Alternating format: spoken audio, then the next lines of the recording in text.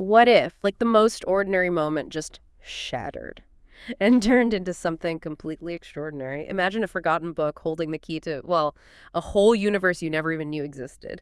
Today, we're diving deep into Interstellar Horizons. It's a really unique fiction audiobook by Pallavi Joshi, and our mission today isn't just going to be a simple recap, because let's be honest, you've probably already enjoyed the ride, right? The twists, the turns. Instead, we really want to pull back the layers. We'll explore the surprising depth of the characters, Janvi and Poivi, and we'll unpack those core themes, courage, unity, that sort of stick with you long after it's over.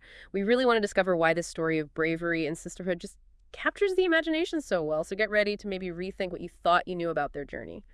Okay, so the story kicks off in this scene that's almost hilariously normal. You've got our narrator, Janvi, she's 12, and her sister, Poivi, and they're just, trying to get through a typical day and kind of dreading their cousin Mana's coming over. He clearly knows how to push their buttons. It's this perfectly normal, slightly stressed out family moment that sets the stage so brilliantly for something totally wild. The every day is about to crack open. And the thing that starts it all, Janvi finds this old, dusty, leather-bound book. It's just tucked away between the floorboards. The kind of thing that just screams forgotten secrets. Yeah. And Poivi, who's always a bit mischievous, makes this joke about literally stepping into the book. Something like, escape reality before Mom finds out and calls the police on us. Just a throwaway line. But that little joke, that's the trigger. It rips our whole world apart. And that is exactly why it works so well. The second, Poivi whispers, "Interstellar Horizons." Mm-hmm. Bam. Reality just warps. One minute they're home, the next they're completely weightless, just floating in this huge, silent, star-filled space. What's really interesting is how differently they react right away. You have Janvi, who was hesitant about any adventure, suddenly feeling this real thrill, this curiosity.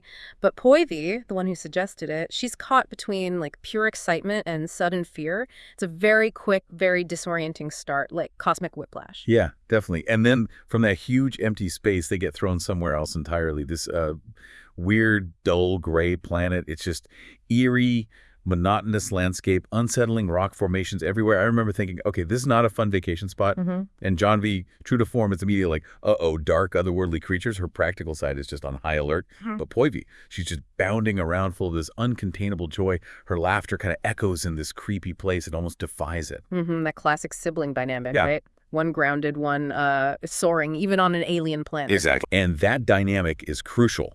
It keeps the story, rooted in the relationship, even as things get way more intense. But just as they're trying to figure out this new place, something really sudden and mysterious happens.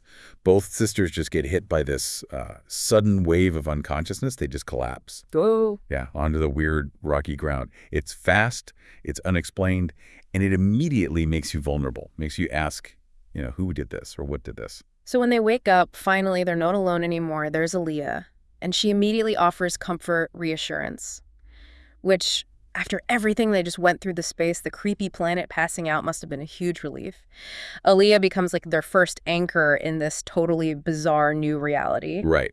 And she's more than just the person who found them. She's their rescuer, their guide, their absolute lifeline. We find out pretty quickly she saved them from Adele, who's the big villain of the story. And what's really important for understanding Aaliyah is her deep personal reason for fighting Adele. She tells them Adele's dark magic, quote, "destroyed my family and took them far away." Oh, wow. So it's deeply personal for her. Exactly. It's not just some abstract good versus evil fight. Aaliyah's pain, her loss, it fuels her. It gives the whole story this intense personal drive. Makes you wonder just how terrifying this dark magic really is. And Janvi and Poivi, even though they're totally new to this world, completely baffled. They don't even hesitate. They decide right away to team up with Aaliyah. And they say something like, we're book travelers. If we don't know something, you can tell us. I think that line's brilliant. It says so much about how adaptable they are and their unique perspective. They're not just kids lost in space. They're book travelers.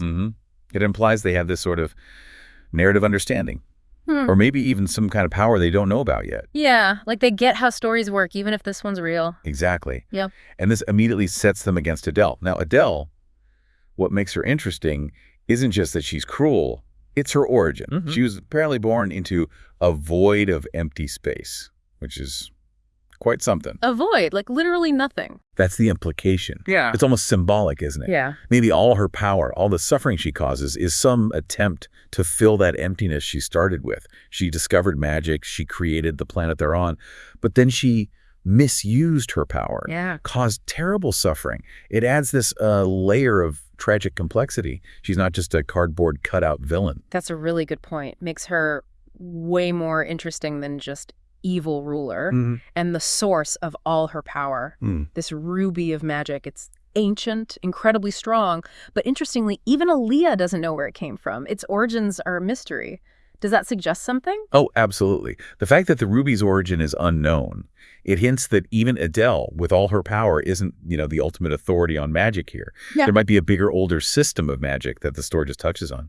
So with Adele and this powerful, mysterious ruby looming over them, the trio starts this incredibly dangerous mission. They have to cross places with these really ominous names, like the Valley of Death, the River of Blood. Right. And we learned Adele named them that specifically to scare people off. Yeah. To deter anyone from interfering. It really shows how malicious she is, down to the psychological level. So the journey starts, and it's immediately dangerous. As they even get close to the Valley of Death, Janvi gets hit with this sudden dizziness, intense pain. Aaliyah says it's Adele's presence, her dangerous influence. Right, it's like the danger is in the very air. Yeah. And Aaliyah has to use a potion to basically knock them out momentarily, just to protect them, to jolt them out of that danger zone. It's drastic, but necessary. That invisible threat, that oppressive feeling, it really sets the scene for the next big physical challenge, which is this terrifying broken bridge. It stretches over this deep, dark abyss. Just imagining it. And Poiti's reaction is so real. She basically says, if I take one step onto that thing, I'll be falling into the valley, and that'll be it for me. Yeah, her fear is just raw. You feel it. And it's a great contrast to how joyful she was earlier.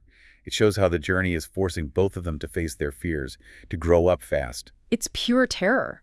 And as if a rickety bridge over a bottomless pit wasn't bad enough. Just as they're trying to deal with that, they face another threat, a very real one. Shadowy figures appear. Adele's servants. Right. And they force the girls to flee, just run for their lives in a total panic. But they don't get far. After they somehow manage to cross that awful bridge, this wave of darkness just washes over them, completely suffocating. And they collapse again, succumbing to an unknown threat. Oh, no, not again. Yeah. The next thing they know, they wake up, captured, chained up, alone in this bleak, dimly lit room. Adele's got them. Ugh, that's devastating. From facing challenges head on to just defeated, captured. It's a real low point. Yeah. It makes you wonder, how do you possibly come back from that? Mentally, physically? Janvi's despair in that moment, chained up, alone. You can really feel it. It seems hopeless. But then something happens.